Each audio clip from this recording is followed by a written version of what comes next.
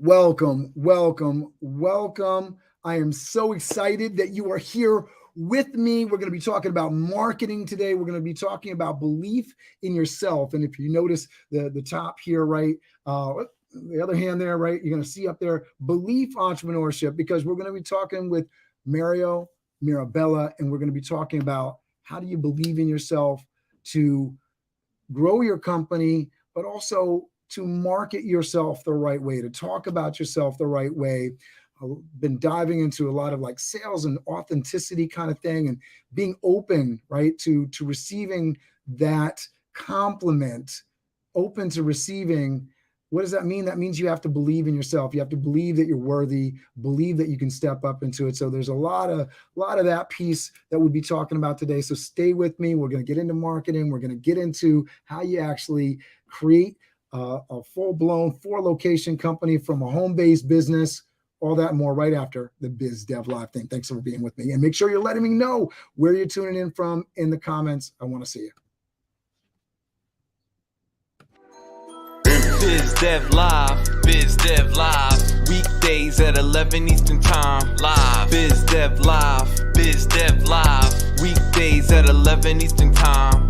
Leadership and motivation, empathy and inspiration, Biz Dev Live, Biz Dev Live, business development, not even selling it.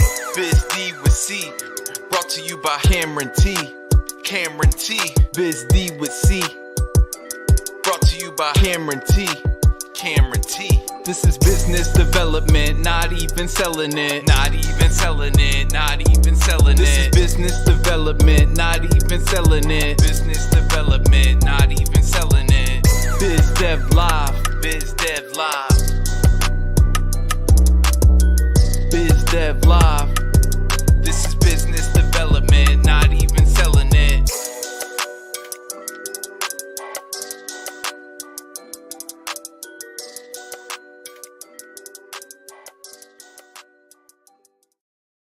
So Mario is tuning in with me from Terrytown, New York. Mario Mirabella is the founder and CEO of MSM Designs, Inc., an award-winning digital marketing agency founded in 1999. Mario has been the visionary behind the company and paved the way for many other agencies starting in this industry. He has been recognized both nationally and internationally. Mario's unique start as an entrepreneur has been inspirational to many.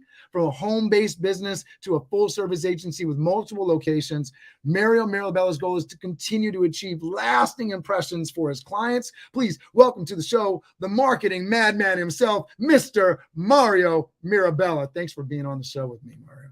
Cameron, happy to be here. I appreciate the time and the invite. Absolutely. So talk to me a little bit about just how you help folks, how you've grown this company, right? Just real briefly. I want to start at the end and then we'll get into the journey here. But how do you help people right now? We really help people and all different businesses by really getting them on the map. We determine what their needs are and what they're struggling with. And it doesn't matter really the size of the business, but we look at what's going on internally and what are their goals, their objectives. And we take them through a path of fine-tuning their brand, their online presence. How are they looking to their target audience? Do they have a Google presence? Do they have a social presence? So all of these different elements we evaluate. We take a look at, what would work best for them, and then we would go ahead and implement a new strategy for them.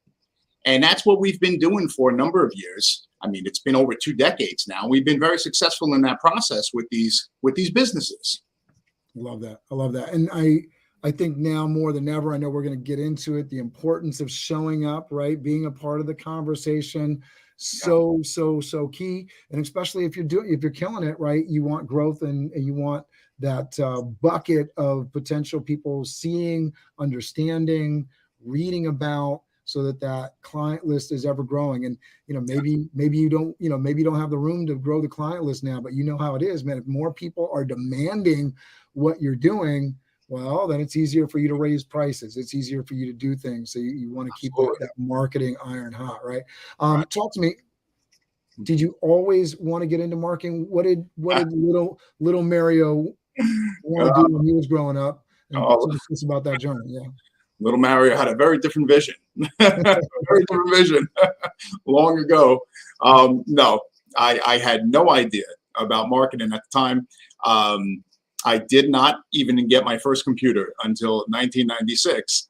When I actually sold my turntables from having a DJ business. So I got to chime in here. So, I sold my turntables, my SL 1200s, yes, a few years back. And so the guy, I'm still in contact with the guy. And so it's in Facebook Messenger, right? And so, like, you get the history, right? You said right, sure. you said, so like the last, messages we had just talked recently, but it was the picture of the SL 1200s that I sold them, and just looking at the turntables that I had let go. Yeah. It was just, it just hit the heart. Like, oh, it's heartbreaking. Oh, I keep going, but I just, I love that equipment so much. A moment of silence for the it is. It was a sad day when those left my bedroom at the time. And the subs and the 12-inch woofers that were in there. But that's when I actually first developed I guess the awareness, really. The awareness of the internet is when I first got that first computer back then. And my path was in a different direction. I actually have a degree in criminology. That's what I was studying, and the justice system and such. And this was something that is completely was born from a hobby, a passion. And I was completely amazed about the internet, and then the programs that I started to become familiar with, and the graphics. And that's how I started. I was becoming more of a graphic designer at the time, and also teaching myself web. So during those early days, I was teaching myself. I'm completely self-taught in those areas, and learning the Adobe suite, and also hand coding HTML and Notepad. So that's how I got started. And it was all because of the passion, and I was amazed by what you could accomplish. And back then, we're going now 25 years ago, everything had a filter. So I had everything engulfed in flames, and everything was chromed out because I thought that was cool at the time. And I look back at some of that work, and I was like, that will not fly anywhere today. And how would you even try and print something like that when it's, fire coming out? But that's how it's really all started. And then we developed more into not even the marketing still at that time. It was still more the creative lane and design. So that's how we kicked off. The marketing came into play then while the company started to develop. And I could tell a little bit of the story about that, of how we started to, the company was then formed in 1999, and we kicked it off more as web designers. And then we started to move into other services to build up the company's brand, and also awareness and traffic. And we started getting involved in Google. And then the birth of social media, when I first started that division back in 2010. So that's kind of a quick recap, really, of how it went. But there's a lot of details in between there. So I know when we were talking before we jumped on here, we were talking about the criminology degree.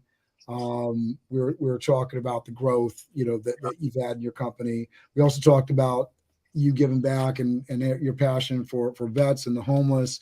Talk to me a little bit about, your journey. What made you finally settle? What was the mindset switch for you that was like, yeah, I like this marketing thing, Yeah. And then, how's some of the other passions evolved out Sure. of that? Yeah, I think I would have, some would say I would have a unique type of past job experience portfolio, because at such a young age, I held a lot of positions actually of rank as well. I remember when I was 21, 22 years old, I actually had a staff at the time of 150 employees and 12 managers. and I had a lot of responsibilities, and I moved around, and I became a purchasing manager and an operation manager for a consumer product company. And then I finally got into a tech company that was doing quality control and software beta testing. So I was becoming very diverse with the skills, and I was building relationships, but also a lot of customer relation skills, like customer service. And I knew at some point in time, I want to work for myself. I want to become an entrepreneur. I want to do something that I could run the show and do things the way I would like to do them. And it kind of led in this direction then with having now this design, the design capabilities that I was running along on the side of my full-time jobs. And I said, you know what, I could do this full-time. I could definitely do this and be my own boss. And that's when I started to make that transition. And it was because of past experience, I learned really what not to do, learning from other past supervisors and what I should be doing. Especially so spell that out a little bit. You can't just jump over that, right? So talk to me a little bit about what those not to do's, because I love, for me, it's simple stuff, but I remember in food service, and it plays into so much more. But I had that moment where my boss was telling me, carry the food item. I was carrying a big soup container, don't carry it close to your shirt. And at the time, I blew past him, and it wasn't a big deal. But it's one of those memories that sticks with me, because it was a management lesson in the sense that I wasn't wanting to listen. And then I learned the hard way, right? So I'm carrying it another time, and I see that there's this big line going across my shirt because I carried the soup container too close. I hadn't listened to there was a reason behind what he was telling me. So I always love these learnings from your career, right?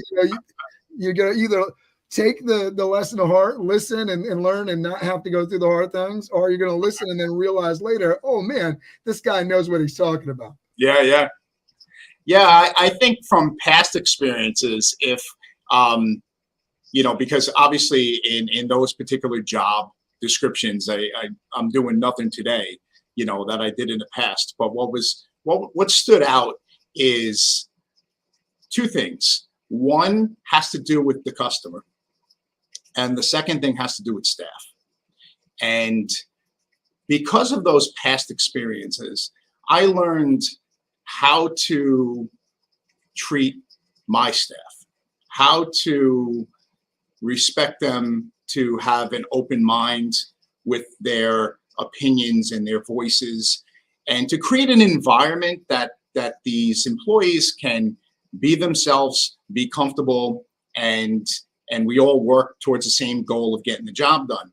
And I think it goes a long way, and also how to speak and treat them at the same time. You need to have that type of relationship with them. And I always, I prefer to work alongside them, I think is the best way of describing that. Because I'm still, after all these years, I'm very hands-on. On the other side, with the customers, it did teach me a lot on how to respect the customer, how to make them always feel like a priority, how to put out potential fires. Those are things, because of that past experience, because of all the different customers that I had to deal with over the years. And you learn through trial and error what to do, what not to do. And then I take those principles and I apply it here with now sometimes very large corporations. And that past experience really plays a huge role now in my day-to-day, and just how we bring, just our, I guess, our attitude towards those relationships. I love that. And so were there some things that, you talk about things that you learned along the way, were there some things that stood out to you in I don't want to blow up anybody's spot, but just things that sort of stuck out for you as the lessons learned that you've, made sure that those things aren't happening within your organization?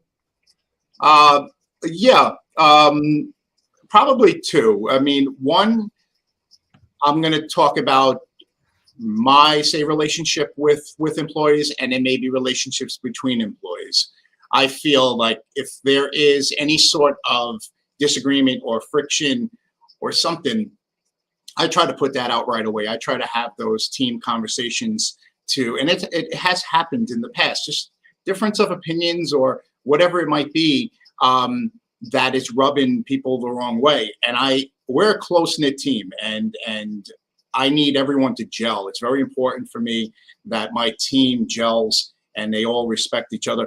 And so I like to put out that fire right away with a discussion. And you know, it's happened in the past, and it's very helpful. And feelings come out, and then we know how to rectify it. One of the things with me personally, which I used to experience in past employment, is the talking down to employees. And that just, you cross a line when you do that, and it just becomes very disrespectful. And I feel that's not a way to lead. There's ways to speak, and there's ways to lead, or to get your point across, or to even correct somebody. But the way some people at times used to be berated in different employments is something I definitely learned what not to do and what not to implement in my own company. So that's something, once you cross that line, you become a different boss, in my opinion. So yeah, that does not happen here. I love that. And I think that speaks to, you know, I had Tonil Miller, and she was talking about optimizing your organization yesterday, and the idea that, you know, we brought Gary Vee into the conversation. Right. He's big into empathy and right. Just the idea that, you know, when you flip your head on the idea that, you know, when you become a boss, an entrepreneur, that somehow people work for you. It really is the other way around, because at the end of the day, if you're doing it right, you're there to provide your staff the tools, resources, the insight, so that you can step away. And right. So you work for them, right? You work to make sure that they're set. And if you're doing it right, you know, they can, you know, fulfill the functions of the business, and you don't have to be there. But if you're going to micromanage, if you're going to tell somebody that, you know, they're not good enough, well, you're sort of, I mean, what better way to make your job more difficult, right? You know, you're killing the whole environment and the self-esteem. But I'm a big believer in that. You know, I had to pass on many I was going to say opportunities, but it wasn't opportunities. Many assignments, many tasks, because I still wear a lot of hats, but I used to do it all years ago. And to grow and to put out a better product actually for our clients, you have to have the proper staff. You have to have other experts in place for that. And so you do have to let go a little bit. You do. And you have to trust, because of your leadership and guiding along the way, you have to trust that these employees will also develop, and they'll also take that responsibility and own that role. They need to own the role. And that's one of the big things that we talk about also in here too, is creating more faces of the company. It feels tremendous when I get excellent testimonies from clients about certain staff members. Then I know we're doing the right thing, because there's more go-to people in the company besides myself. And when we were talking about staff and assigning those roles and building up that team, I always also say, I'm as good as my team. So I could help lead, I could guide, but it's the team that executes and ultimately gets the job done. So it's a collaborative effort, and I could do as much as I can. I could bring in more business, and I could wheel and deal with clients. But at the end of the day, if the work is not getting done properly, it's a poor reflection then of how I presented that to that particular client and the company. So I always remain as good as the team. So it's very important for me. I continue to surround myself with experts in these different areas, and I rely on them to know everything that's going on in their particular division. And that's what we try to do here. I love it. Talk to me a little bit. I want to get into, you know, the talking points today, right? You know, in terms of your story, going from, you know, building this, you know, at-home business. Yeah. And taking it to where you've gotten now, 4 different locations, you know, won awards nationally, internationally, right? Yeah. What kind of belief in yourself did you have to have, and what kind of belief do you have to continue to have in order to fuel your growth? I think you got it. It's a few things. And even after so many years now, and I still say this all the time, you got to remain hungry. You got to remain passionate about what you do, and you got to remain hungry to want more. So it is an amazing accomplishment for someone at the time, early 20s. I don't know, maybe I was 21, 22 at the time when officially MSM was born, to have this vision. But, and then you fast forward and you build out this company, and we've been very successful over the years. And there's been some ups and downs, and we've actually been through that boom in the market, then the drop with the dot-coms. We were there during that, and we got through that recession that came into 09 and 10, where a lot of these smaller marketing agencies also had to close up shop. So it's remaining hungry, and I have this attitude today, 23 years in, still, we can do more. We can do more, we can do better. There's more business to be made, and you got to remain focused and remain hungry, because I enjoy what I do. I want to continue growing and building up our brand, and we're not satisfied. That's the thing. We don't want to be stagnant, complacent. We still want to do more. And that's important, to continue to have that drive, because I don't look at most of what I do as a job. It's very fun still for me. It's challenging, and I enjoy this type of work. I enjoy meeting new clients all the time. We learn industries. It's amazing the amount of industries that we learn over the years because of what we do, because we take ownership of that brand, and that's important. And that's the fun aspect of it, because we work with such a diverse clientele. So, and you started this, you're talking about, marketing company that at the time when you started it, was built on the back of Adobe software and digital marketing going into the .com era. You right. Picked up a computer for the first time, you're saying, in 1996. That's wild, right? So I imagine you had to say something to yourself in the mirror to give yourself the confidence to say, as you were going out trying to get clients, hey, I'm worthy of this, that I have something to offer in this marketplace. I know a lot of people are challenged with this, and senior people, right? People that have a lot of real world experience behind them. What do you think the differentiator was for you in terms of how you spoke to yourself, in terms of your belief in self? Yeah, there's a fine line there, because there's a lot of people that started the way I started. There's tons. They remain freelancers. That's the difference. They remain freelancers, or they take a position at a company. And I just knew there was more. I knew that there was more to do, and not to just be in that one lane. We could do bigger things. And I think you just have to instill that confidence within yourself, and you have to believe in yourself that you can do this, that what you're capable of doing, say, let's just talk about a nice website at the time, you're capable of doing that. And you could do better for this particular company.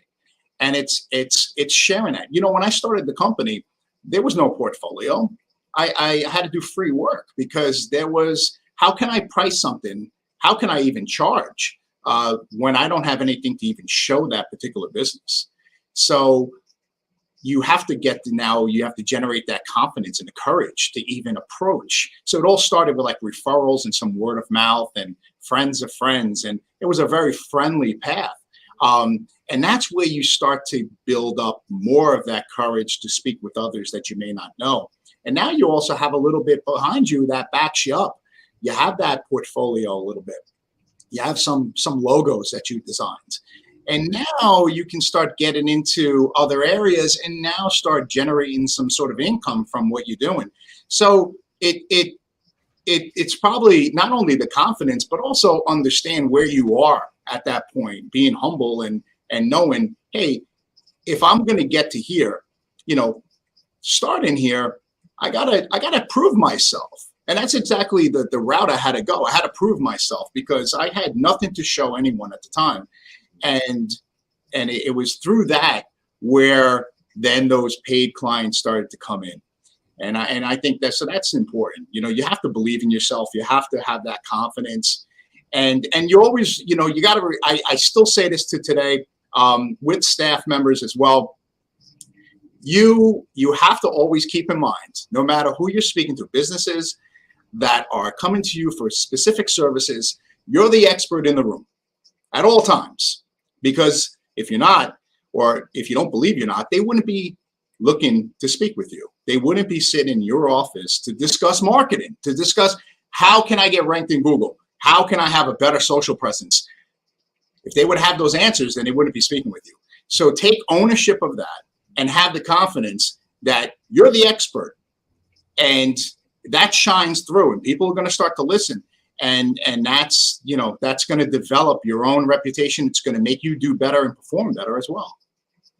I love that. And I felt like you were personally speaking to me there. And I know that, for folks that are watching this, they'll feel that way too, because I think we get into a room and I think everybody at some point or other, for the most part, deals with that imposter syndrome. Do I know what there's somebody out there that knows more than me. I'm not as good as them, the comparison game, but taking ownership that and owning your space, so to speak, and to say, this is why you're in the room. You're here to talk to me because I know, even if it's just 10% more than you do, that's an incredibly valuable thing. Right? Exactly. So true. So you're getting some of this real world experience as you're starting the company back in the late 90s. But you're getting this real world experience. And so talk to us about this. I find this statement to be true time and time again. It's always interesting to me as I'm interviewing people and they have resumes and they have places that they've graduated from. I have a lot of hospitality staff, so there's certificates that, are proof that they can do a certain skill. But that can sometimes break down when I actually ask them to perform the things that they're supposed to know how to do. Exactly. What about the certificate? Well, I got the certificate, so give me the money. No, it doesn't work that way. All right. Exactly. Talk to us about this real world experience Trump saying to do. It's so true, because I've seen it over the years with hiring in particular. And even during portfolio review days that we used to do a lot of colleges. So the resume is great, and the degree or whatever university you might have went to, that's all great, and it plays a role in one area. In my opinion, it plays a role in one area. But at the end of the day, you still have to perform, and the real world experience, hands-on, working on real campaigns, working with real businesses, you can't learn in a book. You cannot learn in a book. You need to be just in something, in that project, communication with the client, understanding their needs, trying things out, whatever it might be. If it's a design project, if it's an advertising campaign, you need to go through that process. And that real world experience is going to create the diversity of learning different businesses. You're going to now have volume because of the amount of projects that you're going to be involved in. Again, you can't learn that. And I have some of this attitude is also because I'm completely self-taught in what I do. And a strong degree, I feel, is going to polish a person. I believe that. Although I do have candidates that would come in and apply for positions from universities that really cannot write properly when they're given, say, a social test when it comes to grammar. So, then that throws you a little bit of a curveball. So that's why you could put whatever you want on paper. It really comes down to performance. And that's why a lot of times we give tests in the beginning too with applicants, because we really have to see, is this resume really holding up? And a lot of times it doesn't. We find out within the first week, and you know. So it's that. And I have so many great success stories with past employees, even interns, that tremendous strides, even in a short period of time, because of what they were exposed to. And either they stayed here or they moved on. And I know that then this was a great stepping stone for them. This was an environment that got them to where they need to be, and was leaps and bounds, you know, compared to what maybe they may be studying. They could have core principles in a lot of these courses. And like I said, it's that avenue, it's very important. And I know it's going to make that particular candidate really well-rounded. And I do feel that they can also have a polish to them because of that experience. But I put everybody on the same playing field when it comes to a particular position, regardless of that background, because at the end of the day, you need to perform. And that's all that matters. That paper is going in a folder at the end of the day, and it's being filed away. So I'm not looking back at where you might have been. It's amazing how some of my employees have a total opposite past of work experience. But because of this environment, because they were exposed to, and then also the passion within, because a lot of my core members here, they display that. They make things their own, and you can't teach that. And that's something that goes a long way, regardless of your past background or job experiences. You can't teach that part. And these employees became all-stars for me. And they average, I mean, we're looking 8, 10 plus years with some of them. So that's really important. And it comes from— and some people, just so they understand the size of your organization, how many folks you have working, the locations, just so people know what you got going on. And we'll dive deeper into this drive and motivation piece. Yeah, we were a little bit larger prior to the shutdown, but we're probably total join the club, right? Yeah. Right? But I think that makes it more important because so many people, including myself, I don't know where you're at with this, but we are definitely back to like rebuild mode. Bringing people in, the business is coming in. We got to get the bodies into the spots. Yeah, you're absolutely right, because we have a whole different focus now this year on growth, on new things internally that we want to do to build better, you know, build more and build better. So I would say roughly, if I total everybody up, the team is about 15. When we were at our peak, we were probably over 20 at the time. And our headquarters is based in Tarrytown, New York. So in Westchester County, we still have our satellite office in White Plains. And in the past, we established 2 other locations for various reasons. There was a New York City location, again, for specific reasons, and it is a satellite location. And also, many years ago, we established a UK presence. And it was an idea that was born from a senior designer that was actually with me for a very long time, who ended up going back home. And we established a presence there. And we started doing specific services for those UK clients. So that's why you see all those locations still on our website. But what we've been doing lately, the focus has been here. And we've been building staff over the years in the Tarrytown location. It's because I know people are bringing people in, right? You know, we're back in a growth mode for a lot of people. We're back in growth mode. This thing around drive and motivation, it's a tough nut to crack, right? You know, how do I know that this person that's going to come into my operation, and I think we tapped on it a little bit earlier, the empathy piece, you know, making sure that you're providing tools and resources, but how do we know we're going to get somebody that, you know, is coming through the door that's going to take those tools and resources and run with it? Yeah. You know, over the years, what I've done is it's almost like evaluating a person's personality, characteristics. I roll the dice on the people, more so than the skill set. Sometimes you have to have people that know what they're doing. But one of the most important things when I'm speaking with people is that, can they gel with my team? How's their personality? How's their sense of humor? You need to have a sense of humor to work for me. You do. I'm a storyteller, and there's a lot of jokes, and and we like to have fun when we're doing what we do. But I rolled the dice, and I've done this one time with a developer position. One particular candidate was an all-star developer. I mean, I almost felt like I was on the interview, and but I knew he wasn't going to gel with the culture here. So I rolled the dice on someone else who had less skills, but I knew he could learn and develop here because of what we do, because of our volume and the diversity of projects. And I rolled the dice on him, and he was a better fit for the company.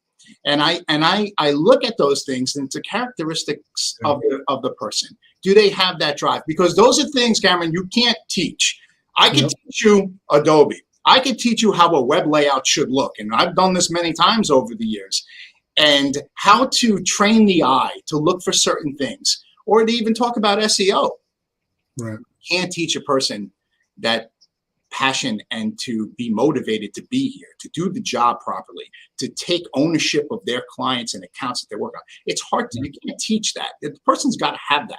And if we talk about that on, I'm a part of the Westchester Community Council, because I'm literally right down the road in Valhalla from WCCC. And so I've had the honor and privilege of being on the council, and they always, every year they'll ask the same question, how can we educate these young folks, usually they're on the younger end in WCCC.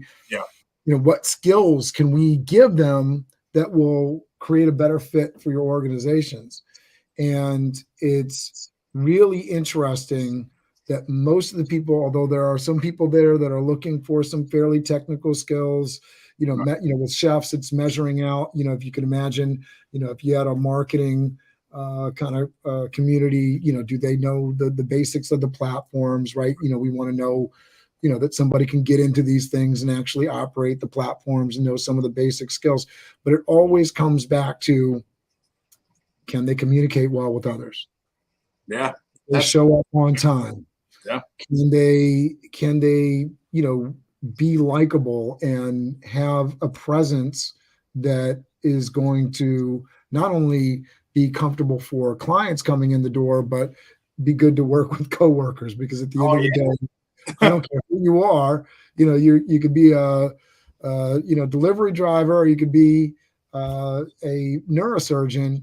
Your skills, right? You're going to be a better fit for whatever that organization is if you can communicate better, if you can collaborate better, if you can train better, right? These are things that, you get, I don't have to tell you, I know I'm preaching to the choir, but you get somebody that has the ability to teach somebody else something in your organization. It's like, there we go. Now it opens up more doors. I mean, that was a beautiful day when I had staff started being able to communicate more with clients and even train. It's like, oh, wow, we hit a real milestone here, because, I don't have to worry about wearing that hat really anymore. But you're right. When you were just talking about WCC, I sit on the board for the College of Westchester. I've worked with other colleges as well.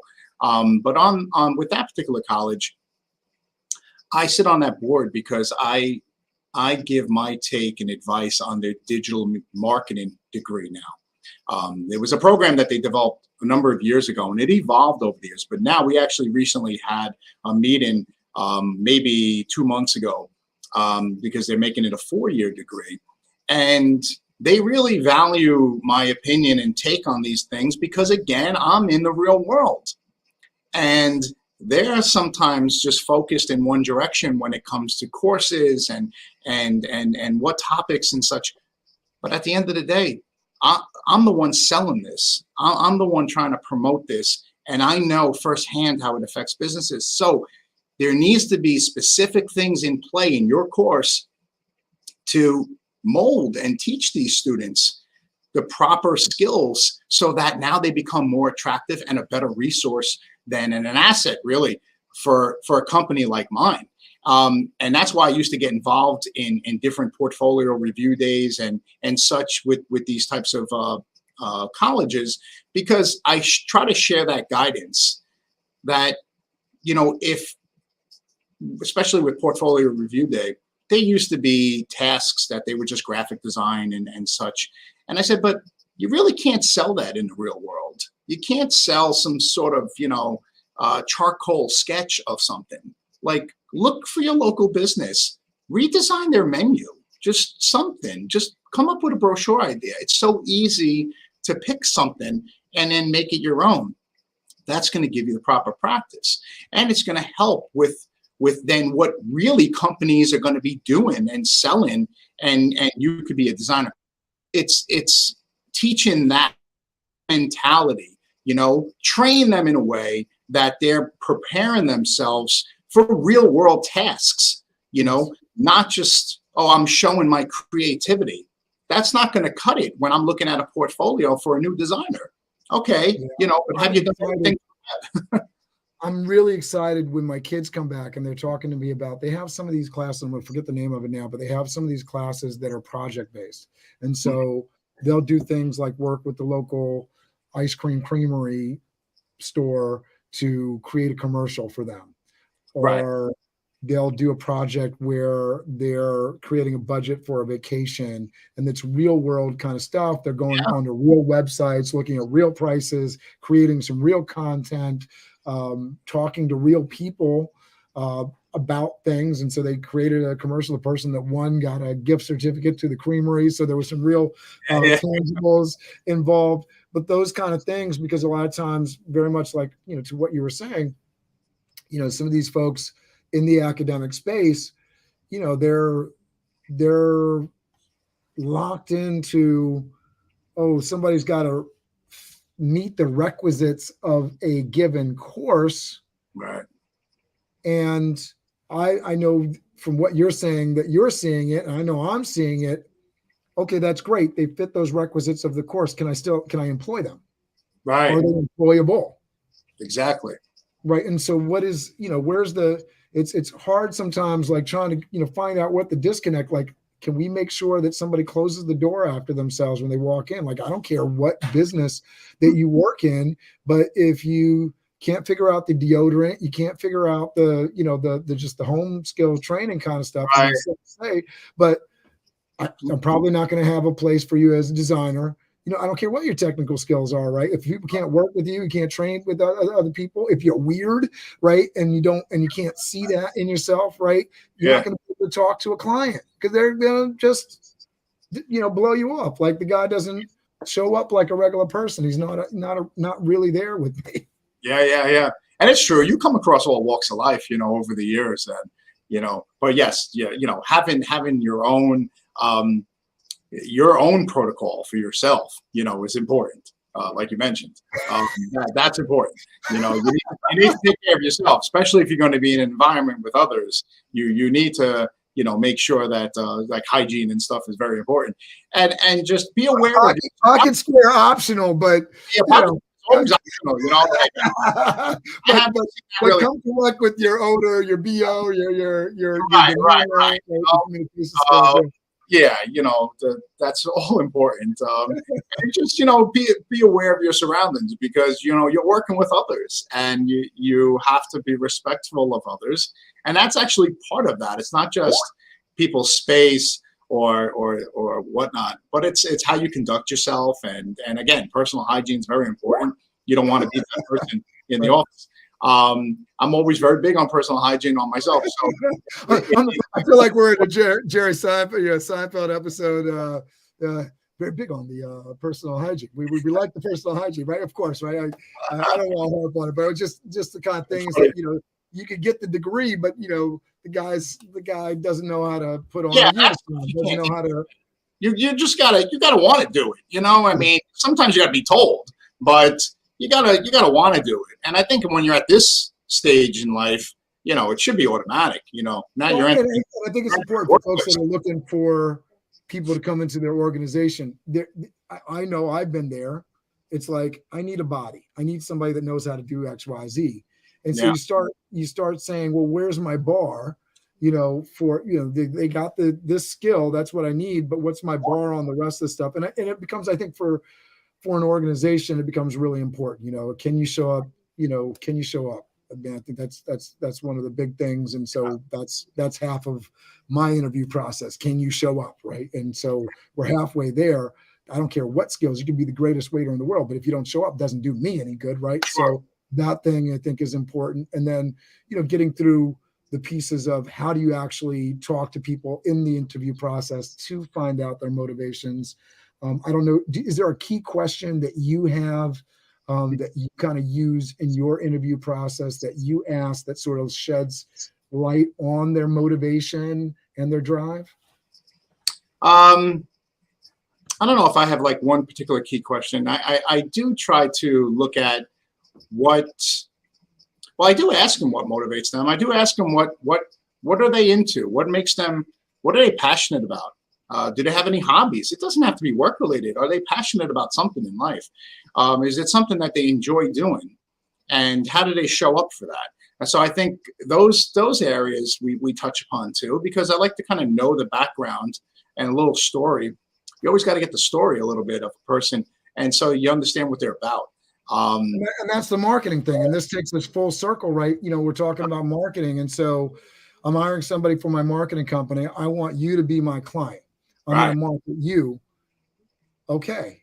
I think the first thing that I'm looking to you is, well, does this person know how to market themselves? Yeah. Well, that's right. So that's why you have to really pay attention to your own image as well. You can't forget about yourself. And that's why sometimes, a lot of people don't pay attention to their online presence. We come in and we help save the day, but you got to realize that potential customers are looking at you, even potential partnerships, even competition are all looking at you. And so you really want to have your best online representative out there to properly, tell that story, to I always use the word polished. And that's so important.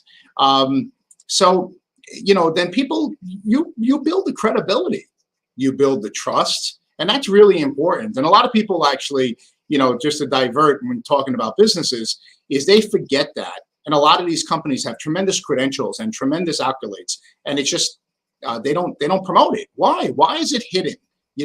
Put that as part of your story, because you got to remember, say your online presence or your website. I always say it's your business card to the world. Like that's really, it's so important. It's your first impression.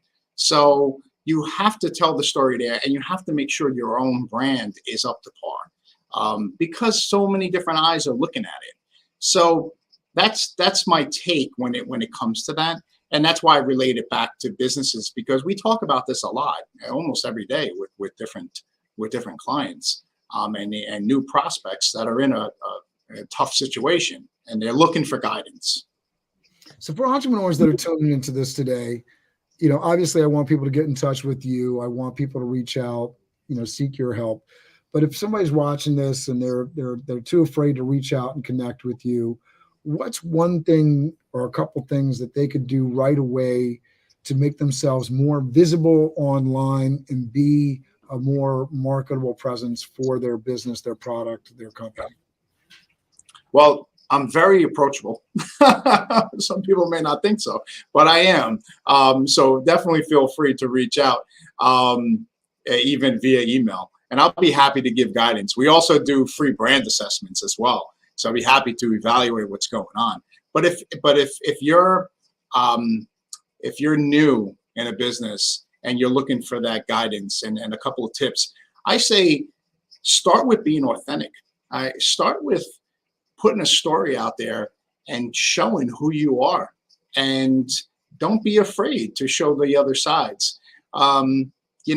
Build that. That's part of the process of building up your own personal brand.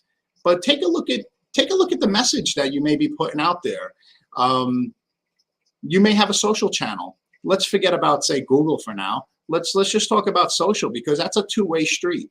So that's really the avenue there for conversations back and forth. What's the messaging that you're putting out? Who are you talking to? Who are you trying to talk to? And you have to, I always say sometimes with whatever you're trying to say out there on these social channels, or even brand messaging on your own website, is you have to put yourself in their shoes. Your audience, your targeted client, you have to put yourself in their shoes and almost pose a question that they might be struggling with. a problem that they might have where you could provide the solution. You know, so an example would be, are you having trouble finding the time to post on social media? That's very basic. Most people do. Most people say it's work for me. It's a hassle.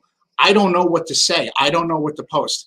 You put yourself in their shoes a little bit and say, I can make that easier for you. And you get into the areas, simple routines where you can take that off their plate. So I say, as that entrepreneur starting out, you know, work on that brand voice and try to really zone in on who you really want to work with and be authentic about it. You know, don't always self-promote. That's educate.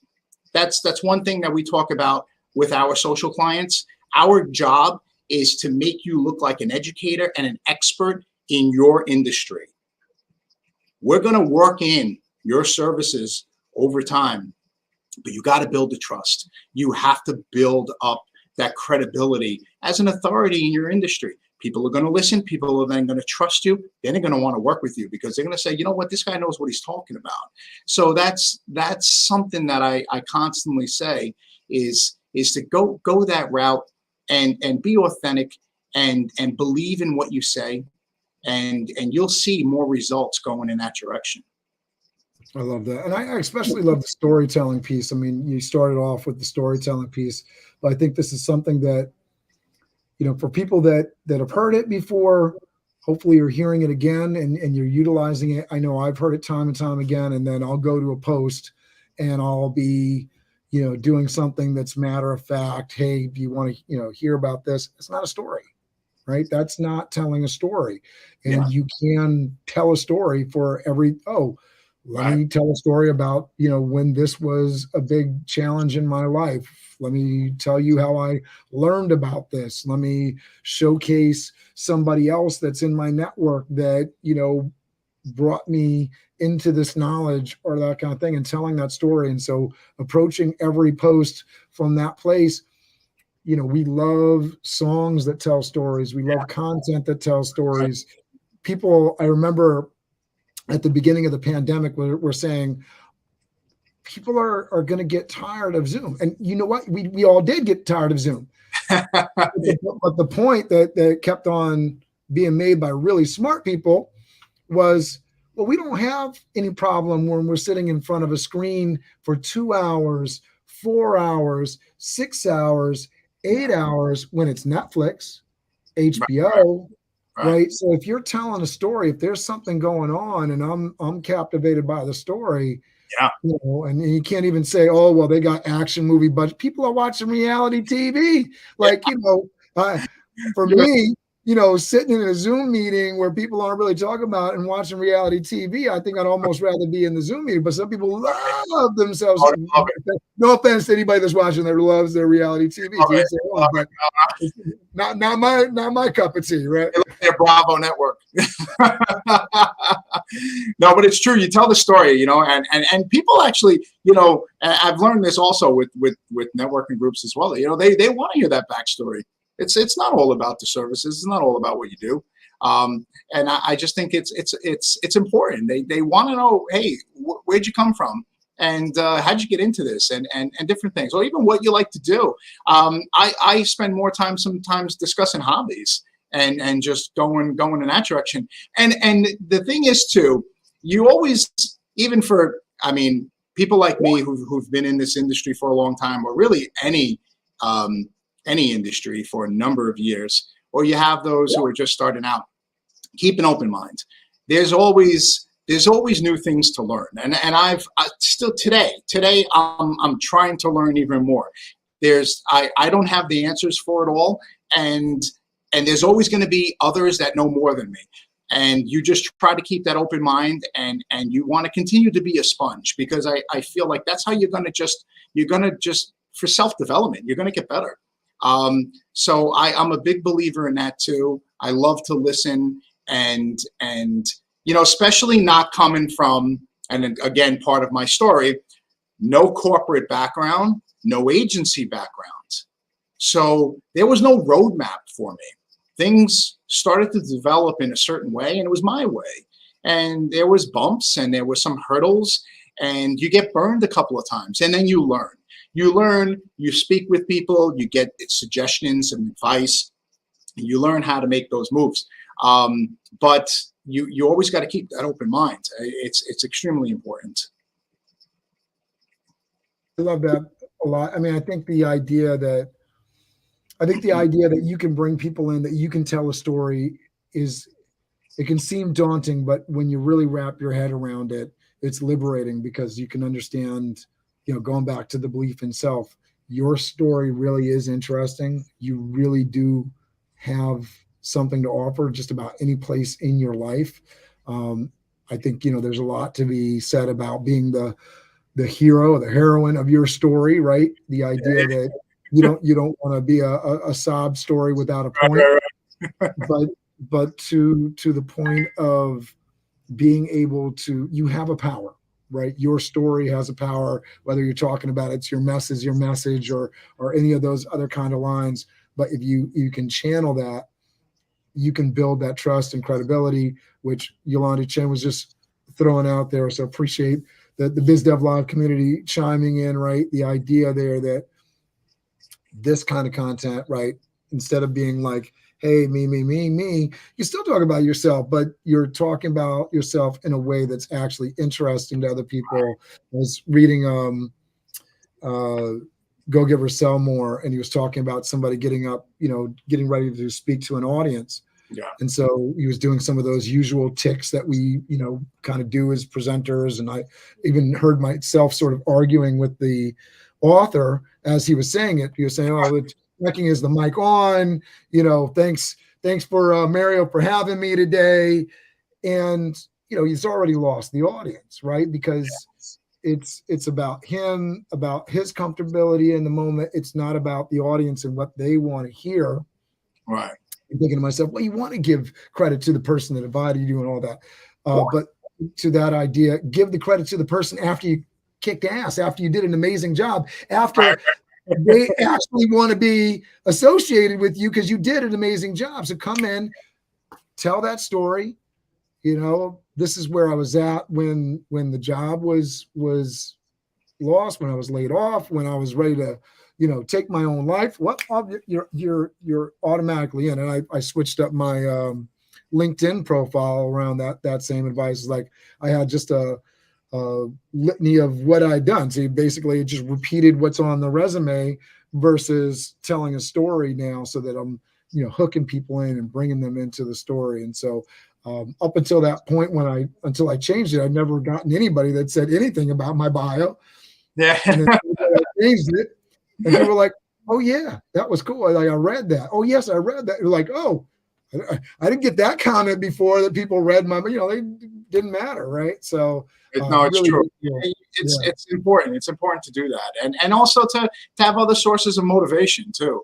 I remember there's one particular story, really quick, very long time ago, is again, working full time. I was at a software company at the time, and that was my last full time legit job before starting the business. But I did start MSM, and it was a hobby again, and it was building up, having some clients. And then it kind of went on a little bit of a hiatus. And I remember I was about, maybe 1 year in of being married. And at the time, my wife says to me, so what's the deal? You're not doing websites anymore? Like, you're not going to do anything with that anymore? So I was like, yeah, I guess I did maybe fall off a little bit. And it was a spark at the time. It was a fire that happened again, and all of a sudden it kind of woke me back up and saying, oh yeah, like I should pay attention a little bit more to this again. And so having different motivational people in your life, or positive people that you can bounce things off of, and you respect what they have to say, and it opens up your mind a little bit too. Everyone needs that. Everyone needs an opinion. I'm very impulsive at times, and I've learned over the years to just kind of calm and wait before making different decisions. It's just my personality. I could be so dead against something, and then all of a sudden I go all in, and and now I'm at the other end of the spectrum.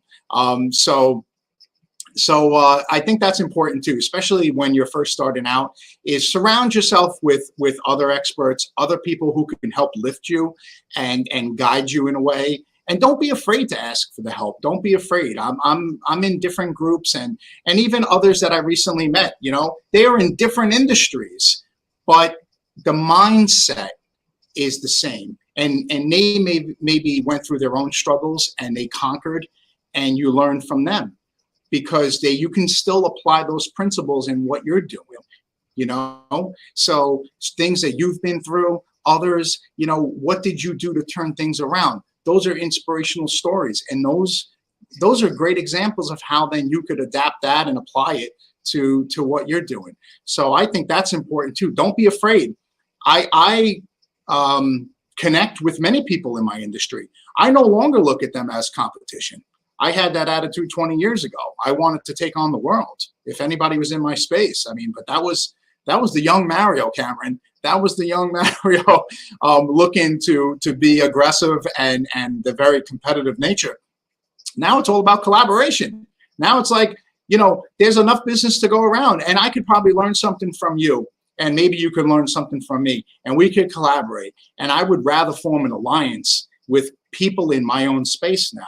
After all these years, I think that's looking at the bigger picture, and it's important. And you know what? We can grow together. So that's something. Also, a little bit of advice. You know? Yeah, please.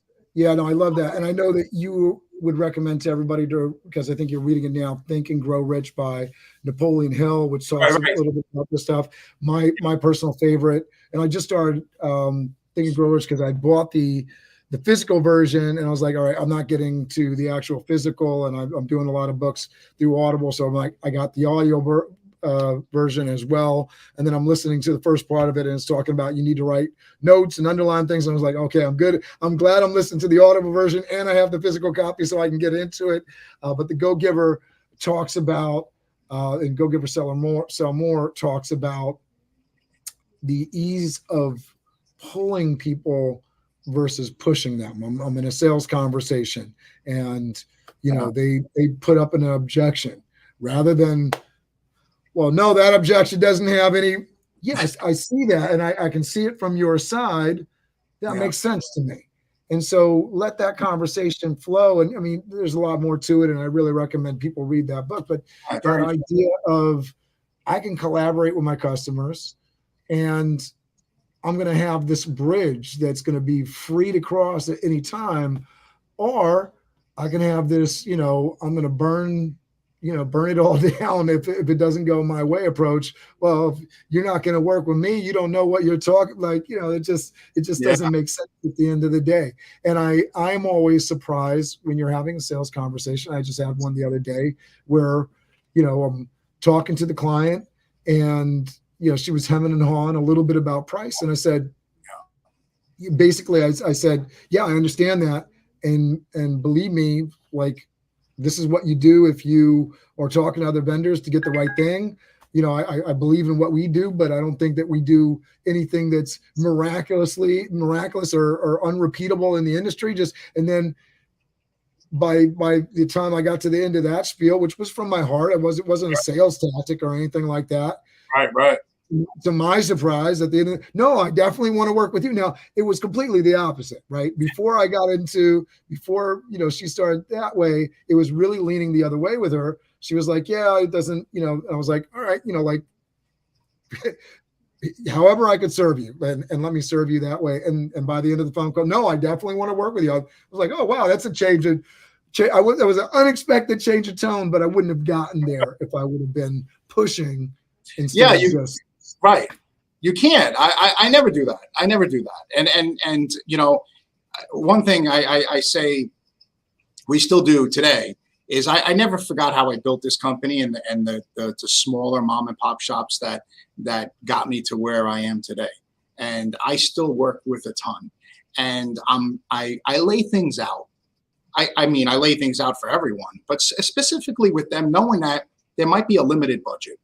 And I said, listen, I'm going to tell you kind of what you need, what I see, where are the problem areas, and let's see how we could approach this. We could take baby steps. You know, what makes the most sense? and don't spread yourself too thin across, say, a couple of different type of campaigns. Let's zone in on one. I lay it out, and I'm trying to educate them at the same time, and trying to let them, understand the importance of certain things and what are you really capable of doing. And I set their expectations as well, because, depending on what they're going to do or how much money they're going to put into an advertising campaign, we set some, realistic expectations. But at the end of the day, I take that approach, which is it's like a friendly overview of what they could expect, and it's really that assessment that we do here and what we talk about. And I love that setting expectations piece of it, because I think that's my job. I've never considered myself a salesperson. I've tried to talk myself out of saying that I'm a poor salesman and all that, because it's just negative self-talk. And obviously 11 years of business, I'm doing something right. You get through it. So I'm like, have a little belief in yourself, Cameron, like, step into that. So I'm trying not to say that anymore. The idea that expectation setting is such a big deal with your clients. Yeah. And I think what you were talking about, just for folks that if they didn't catch it, it's, I think what you were saying in a nutshell when you were talking about focusing on one maybe channel is, it's a whole lot more better for your brand for you to show up consistently on one platform than inconsistently across several, right? I know we're over time here. I want to respect the viewers' time. I want to respect your time, and I want you to get the last word in here. So I want you to let people know where they can contact you. I know hopefully people are going to connect with you on LinkedIn today, but also if you want them to go to the website, you can mention that. And then if you got one last nugget of wisdom to share with us before I play off the BizDev live theme, that's great. Well, you can contact me at MSM Designs. You could actually book a time. I would love to speak with anyone, have a face-to-face. Whatever your goals, your struggles might be with your online advertising, your online presence, I'll be very happy to speak to you or give any sort of guidance. Again, it's all about really just discussing and assessment, and it's hopefully you can leave with some good information. But it's MSM Designs, and that's with a Z at the end.com, and you can check us out there. You can take a look at our work and what we do. And that's for people who are, they're struggling right now and they want to change and they need improvement across the board. We'll be happy to speak with you. And for anyone else who is in a similar boat and who is an entrepreneur and starting off, remember, keep that open mind, remain confident in what you do. That's gonna, people are gonna buy you at the end of the day. So remain confident and speak with that confidence all the time, and never lose that passion for what you do, because when you do lose it, then it's almost time to hang up your hat. So I would leave you with that advice, and always remain hungry. You could always do more, bigger and better things. I posted the website into the chat as well as your LinkedIn profile address. Please connect with my man, Mario Mirabella, fellow Master Networks member. We were just talking about the groups, both the Master Networks. That's how we originally connected. So excited for you to connect with Mr. Mario. Thank you for doing this with me today. Thank you. Pleasure to be here. Had a great time. Thank you, Cameron. BizDev Live, BizDev Live, weekdays at 11 Eastern Time, live. BizDev Live, BizDev Live, weekdays at 11 Eastern Time. Leadership and motivation, empathy and inspiration, BizDev Live, BizDev Live, business development, not even selling it. BizD with C, brought to you by Cameron T, BizD with C, brought to you by Cameron T. This is business development, not even selling it. This is business development, not even selling it. BizDev Live, BizDev Live.